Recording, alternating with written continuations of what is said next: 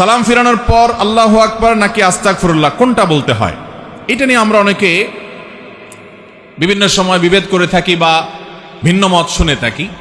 দেখুন, সালাম ফিরানোর পর ৫ ওয়াক্ত নামাজের পর নবী করিম সাল্লাল্লাহু আলাইহি ওয়াসাল্লাম কি বলতেন? বেশিরভাগ হাদিসগুলো থেকে আমরা জানতে পারি তিনি ইস্তেগফার বলতেন, আস্তাগফিরুল্লাহ আস্তাগফিরুল্লাহ আস্তাগফিরুল্লাহ ৩ বার। এরপরে পড়তেন আল্লাহুম্মা আনতাস সালাম ওয়া মিনকাস সালাম তাবারাকতা ইয়া যাল জালালি ওয়াল ইকরাম। এই যে ৩ বার ইস্তেগফার নবী সাল্লাল্লাহু আলাইহি ওয়াসাল্লাম পড়তেন। বুখারীর একটা হাদিস আব্দুল্লাহ ইবনে আব্বাস রাদিয়াল্লাহু তাআলা বর্ণনা করেছেন, সেখানে আছে নবী সাল্লাল্লাহু আলাইহি ওয়াসাল্লামের নামাজ শেষ হওয়াটা তিনি জানতে পারতেন, টের পেতেন নবীজির মুখের তাকবীর শুনে।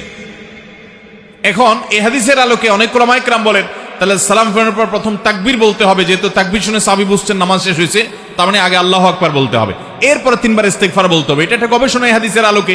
অবশ্যই এটা যে সমস্ত উলামায়ে কেরাম বলছেন এই হাদিসের ভিত্তিতে বলছেন, সেটিকে উড়িয়ে দেওয়া যাবে না, অর্থাৎ তারা হাদিস বিরোধী আমল করেছেন বলা যাবে না, এটাকে সুন্নাহর খেলাফ বা আপনি একেবারে সারাসার গলত বলবেন না, বরং এটা তার গবেষণা হতে পারে এটা। আবার যে সমস্ত উলামায়ে কেরাম মনে করেন যে না, ইস্তেগফার দিয়ে পড়তে হবে, কারণ সমস্ত হাদিসগুলোতে ইস্তেগফারের কথাই বলা আছে। যে হাদিসে আল্লাহু আকবারের কথা বলা আছে ওই সাহাবী আবার বুখারীতেই বর্ণিত হাদিসে নবী সাল্লাল্লাহু আলাইহি ওয়াসাল্লাম সালাম ফেরানোর পর ইস্তেগফার পড়তেন, সেটা বর্ণনা করেছেন। তাহলে এক জায়গায় ইস্তেগফারের জায়গায় তাকবীর একই লোক বললেন যে তাহলে কিভাবে? তো এটার ব্যাখ্যা অনেকে বলেছেন যে এটার মানে হলো যে নামাজের তাকবীর তিনি শুনেছেন সেটার কথা বলেছেন, অথবা নামাজের পরে সুবহানাল্লাহ আলহামদুলিল্লাহ আল্লাহু আকবার নবীজি কখনো জোরে পড়ছেন সেটা শুনছেন উনি, ওইটার কথা হয়তো তিনি বলেছেন।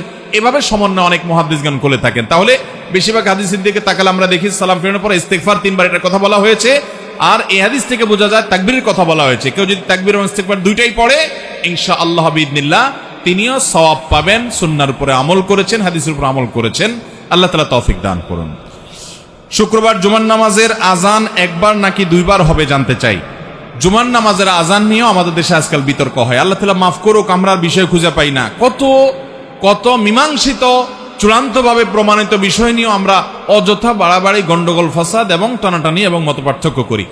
জুমার আজান নবী করিম সাল্লাল্লাহু আলাইহি ওয়াসাল্লামের সময় একটা ছিল, সে আজানটা ছিল খুতবার আগের যে আজানটা। এটা যেহেতু পরবর্তীতে মুসলমানদের সংখ্যা অনেক বেড়ে গেছে মদিনাতে এবং প্রচুর পরিমাণ মুসলমান হওয়ার কারণে ওই আজান শুনে মানুষ জুমাতে আসতে পারত না, সেজন্য খলিফাতুল মুসলিমিন, ইসলামের 3য় খলিফা উসমান ইবনে আফফান রাদিয়াল্লাহু তাআলা আনহু, তার শাসন আমলে তিনি যখন খলিফা হয়েছেন তিনি জুমার প্রথম আজান চালু করেছেন, এবং তিনি যেটা চালু করেছেন সমস্ত খলিফা এবং অন্যান্য খোলাফায়ে রাশেদা যারা ছিলেন তারা সবাই এটাতে সম্মতি দিয়েছেন। সে আজানটা হলো খুতবার আর অনেক আগে, যেটা আমাদের দেশে প্রথম আজান যেটা আমরা দেই জুমার দিন।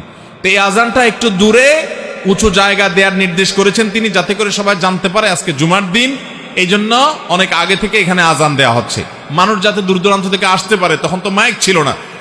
এই আমলটা যেহেতু সাহাবীরা সবাই মেনে নিয়েছেন এবং অন্যান্য খলিফা, পরবর্তী খলিফা আলী রাদিয়াল্লাহু তাআলা মেনে নিয়েছেন, সমস্ত সাহাবা একরাম কেউ কোনো প্রশ্ন তোলেন নাই। অতএব আজকের যুগে যদি কেউ প্রশ্ন তোলে তাহলে বুঝতে হবে সে সাহাবীদের চাইতে দিন 1 ইঞ্চি বেশি বুঝছে।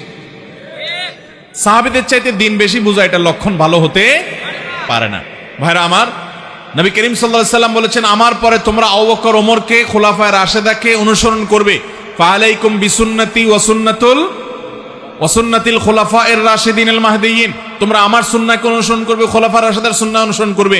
অতএব খুলাফায়ে রাশেদার সুন্নাহকে অনুসরণ করার নির্দেশ নবী সাল্লাল্লাহু আলাইহি ওয়াসাল্লাম করে গেছেন। সে আলোকে জুমার প্রথম আজান এটাও সুন্নাহ সম্মত, এটা সুন্নতে খলিফা, আর জুমার দ্বিতীয় আজান এটা সুন্নতে রাসূল সাল্লাল্লাহু আলাইহি ওয়াসাল্লাম।